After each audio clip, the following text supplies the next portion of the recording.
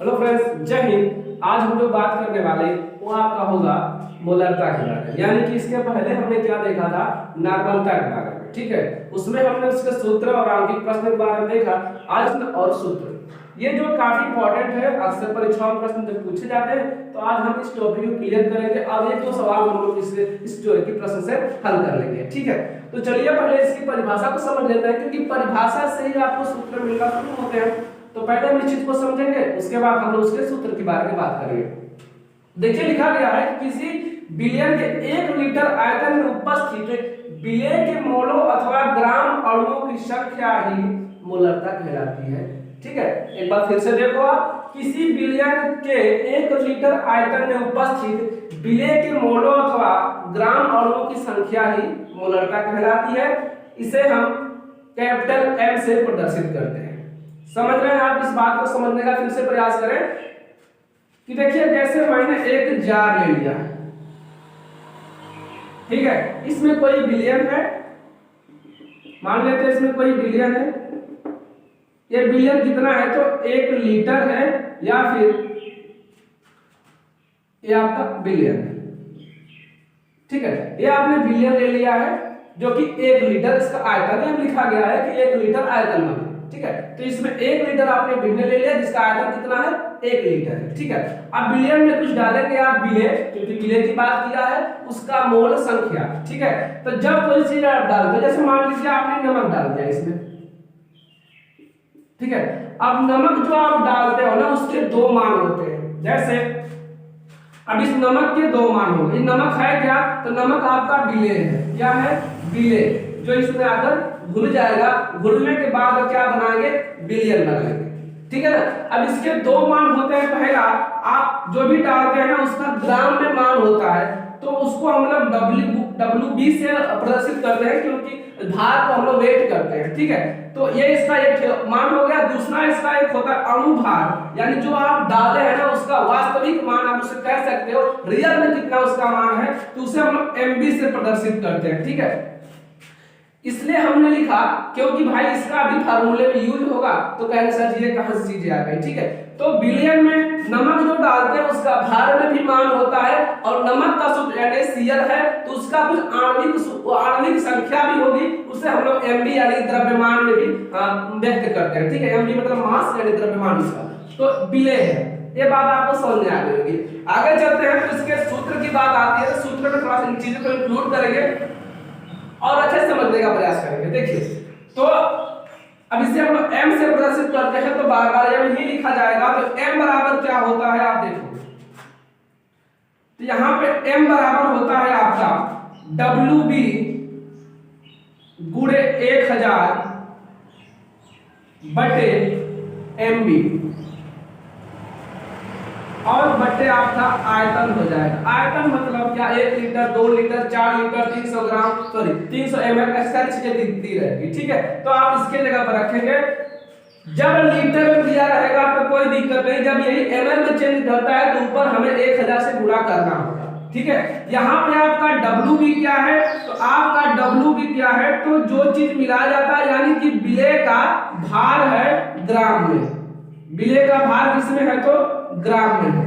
ठीक है, उसके बाद आपका ये क्या है, MB क्या है, तो MB आपका इसमें विलेय का अणुभार है, यानी कि मोलकुल संख्या आप कह सकते हो। तो ये आपका अणुभार हो गया।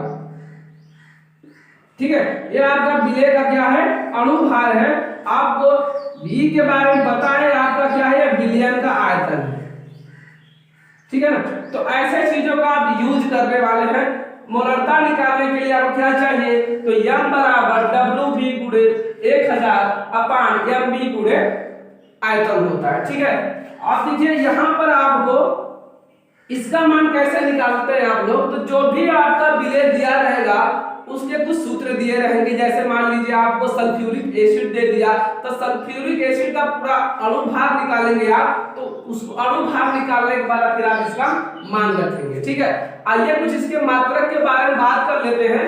तो इसके मात्रक में अगर हम बात करते हैं, तो मात्रक इसका क्या होता है, अगर लीटर में दिया रहा, अगर कोई बिलियन लीटर में है तो उसका मात्रक होगा मोल प्रति लीटर। ठीक है, याद रखिएगा। अगर बिलियन लीटर में दिया है तो उसका मात्रक मोल प्रति लीटर होगा। अगर वो दे दिया है किस में, ml में दिया है, तो आप उसको लिखेंगे मोल प्रति डेसीमीटर क्यूब। ठीक है, ये चीजें आप याद रखेंगे उसके मात्रक से, क्योंकि जब अंत में कोई आंसर आता है तो आंसर के बगल में आप मात्रक लिखना ना भूलिए, क्योंकि बिना मात्रक के आंसर इनकम्प्लीट हो जाते हैं। ठीक है ना। उसके बाद एक नोट बात आप लिखिएगा। नोट बाद में क्या आपको लिखना है कि ताप बढ़ाने पर मोलरता घट जाती है। ठीक है ना। जैसे ताप की वृद्धि करेंगे तो मोलरता क्या हो जाएगी, घट जाएगी। तो उसे हम लिखते हैं कि m is proportional to 1/T, यानी कि जैसे ताप की वृद्धि करेंगे मोलरता क्या हो रही है, घट जा रही है। ठीक है, ये बात आपको समझ में आ गई होगी। एक सवाल है आपका कि NaOH यानी कि सोडियम हाइड्रोक्साइड के 4 ग्राम प्रति लीटर बिलियन में के 4 ग्राम प्रति लीटर बिलियन के मोलरता ज्ञात करनी है। ठीक है ना। आपको ये सवाल है, आपको मिलते हैं सवाल एग्जाम में, बहुत सारे सवाल मिल जाते हैं। तो लिखा गया है सोडियम हाइड्रोक्साइड के 4 ग्राम प्रति लीटर बिलियन की मोलरता ज्ञात करनी है। तो आपको दिया क्या है, आपको दिया है WB का मान। WB का मान कितना है, तो 4 ग्राम। ठीक है, उसके बाद आपको क्या दिया है, आयतन दे दिया। आयतन कितना है, तो प्रति लीटर की बात किया है, मतलब हर एक लीटर में इतना है। तो 1 लीटर इसको बदल देंगे ml में, मतलब आपका हो जाएगा 1000 ml। उसके बाद आपको यहाँ पे mb का मान पुटअप करना है। तो mb का मान पुटअप करने से पहले हमको क्या करना होगा, mb का मान निकालना होगा। तो ये कैसे निकाले जाते हैं, तो इसका मतलब क्या है, अणु भार ही तो है, तो अणुओं की संख्या आप निकाल सकते हैं। तो NaOH का अणुओं की संख्या आप आराम से यहाँ से निकाल सकते हो। कितना होता है अणुओं की संख्या, तो आपका सोडियम का अणु भार 23 और आपका ऑक्सीजन का कितना होता है 16 और हाइड्रोजन का 1, तो टोटल आप जोड़ेंगे तो आपका हो जाएगा कितना 40। तो आपका मान इसका आ गया 40। ठीक है, अब आप उस पे रख दीजिए। अभी सूत्र में आप रखिए, तो m बराबर क्या है आपका WB गुणे 1000 बटे MB गुणे आयतन। आप सबका मान रखिए फटाफट। तो मान रखेंगे तो m बराबर आपका आएगा, इसका मान कितना है 4 ग्राम गुणे 1000 बटे MB का मान कितना है 40 और आपका आयतन कितना दिया है, प्रति लीटर की बात किया है, मतलब ये भी मान आपको दे दिया है 1000। ठीक है, अब इससे क्या हो जाएगा, कट जाएगा, काटेंगे आपका, तो 4 कम 4 4 हमें 40।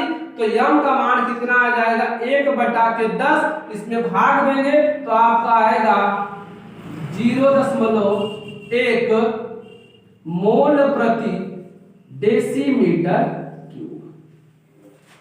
ठीक है, उम्मीद है आपको ये टॉपिक समझ में आ रहा होगा। अब हम लोग नेक्स्ट बात करने वाले हैं मोलरता और नॉर्मलता में संबंध क्या होते हैं। बस आज के लिए इतना ही, मिलते हैं नेक्स्ट वीडियो में, तब तक के लिए जय हिंद।